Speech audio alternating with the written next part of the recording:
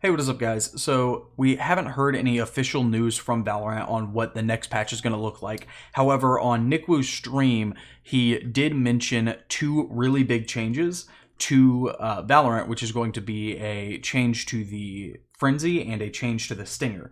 Now, I'll go ahead and play both of his clips right here.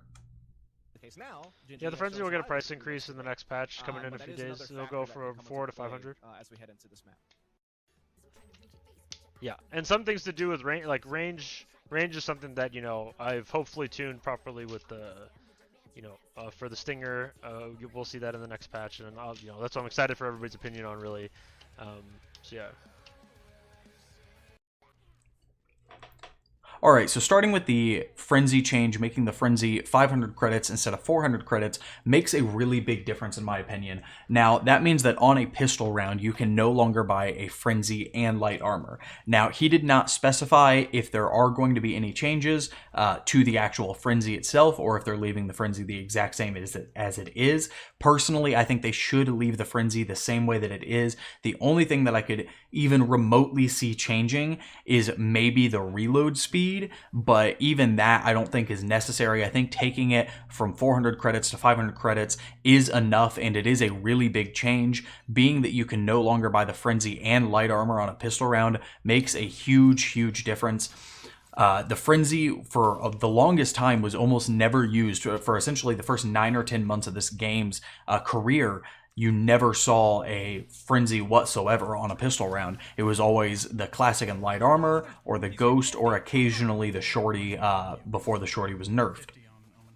Now, you see a lot of Frenzy light armors and a lot of Frenzy utilities. Especially, I know when I personally play Raze, a lot of times I would buy the Frenzy. That way I could buy the Frenzy and 2 blast packs. Or if I was playing Phoenix, I'd buy the Frenzy and 2 flashes. And taking that and bringing it from 400 to 500 makes a huge difference, because that's significantly less utility that you can buy, as well as not being able to buy armor. The other thing that this does is it makes it the exact same price as the Ghost, which in and of itself as the Frenzy doesn't make a huge difference, but it makes you have to make the decision. Sorry, there was a lot of makes in there. You have to make that decision whether you want to buy the Frenzy or the Ghost being especially good at medium to long range, and also having a lot more ammo with 15 semi-auto shots, versus buying the Frenzy, which is really good at close range and occasionally medium range, but a significantly shorter clip time with only 13 bullets being fully automatic. So it makes you have to make that decision whether you want to buy the Ghost or the Frenzy for that exact same amount of money, or if you just want to go with the classic and light armor with some utility. So that is the Frenzy change. I think overall it's going to be really good for the game. Then moving on to the Stinger.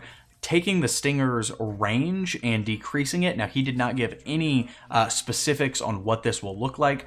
I'm assuming that close range, like 0 to 15 meters, will stay the exact same, which is where the Frenzy is really deadly, but it makes it so it's a lot harder to fight, say, a Spectre or a Phantom at medium to long range when you have a Stinger, because right now you can essentially just ADS and use that burst mode, and as long as you're hitting your shots, you can kill very quickly with the Stinger at medium to long range.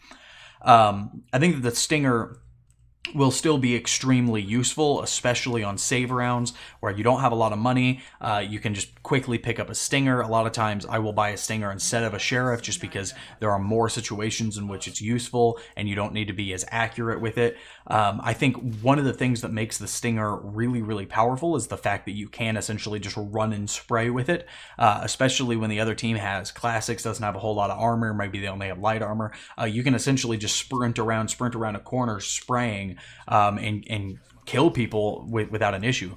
And now that has to do with the whole run and gun thing that was supposedly patched last patch, and it wasn't, because they made changes, but it really didn't make a difference. But in any case, the Stinger, I don't think, is going to lose much value. I think it's still going to be a very strong weapon, but it makes it so at long range you have less of a chance of killing someone, which is a good thing. It is a submachine gun. It's supposed to be that very fast fire, right up close in your face gun that sprays you down very quickly. Excuse me. Overall, I think these are some pretty good changes. I don't see there being any issues with these changes. We'll see what they actually look like once the patch notes come out and the full patch comes out. But I hope you guys enjoyed the video. I'd appreciate it if you leave a like, comment, subscribe if you're new here, and y'all take it easy. Deuces.